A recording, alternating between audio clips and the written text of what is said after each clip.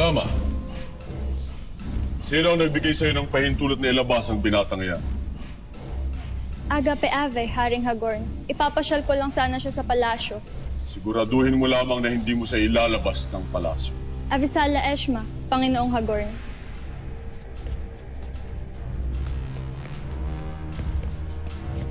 Walang galang, Nama.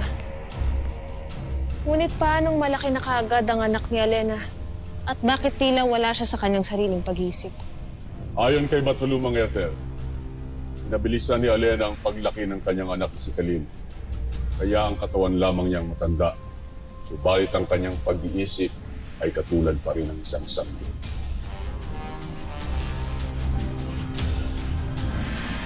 Bago ibalik ng dama niya si Khalil sa kanyang silid, ay nais kung dalhin mo muna sa akin ang anak ni Alena. Masusunod, mahal na Reyna. Ngunit, isang babala. Wala kang mapapala sa isang nilalang na matanda man ng wangis, ngunit tila isang sanggol ang isip. Nagkakamali ka, Gurna. Kung kakasilang pa lamang ni Khalil, ay maaari ko pa siyang bigyan ng basbas.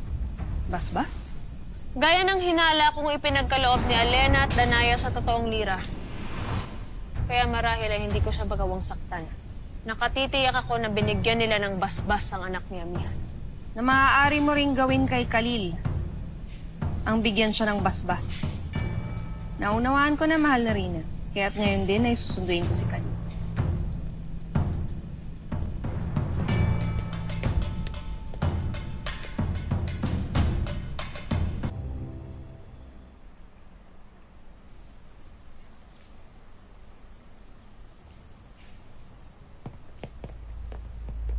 Kamahalan, narito na ang inyong hinihintay.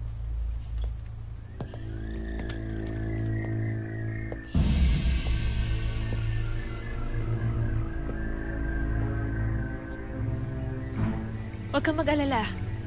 Hindi kita sasaktan.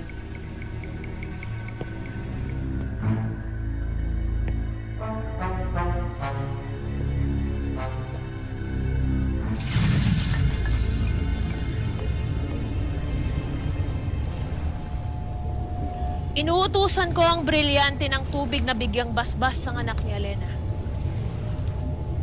Isang basbas na mangangalaga kay Khalil upang maging mahusay sa pakikipagdigma.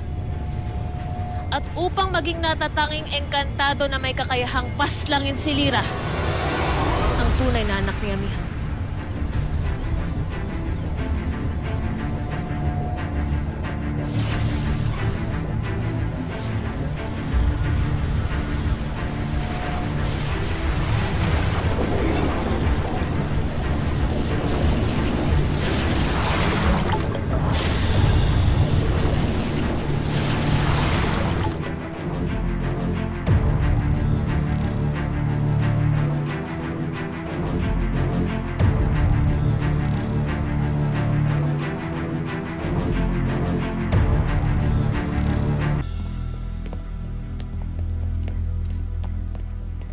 Nakarating sa akin ang balita na nais mo raw makasama si Khalil.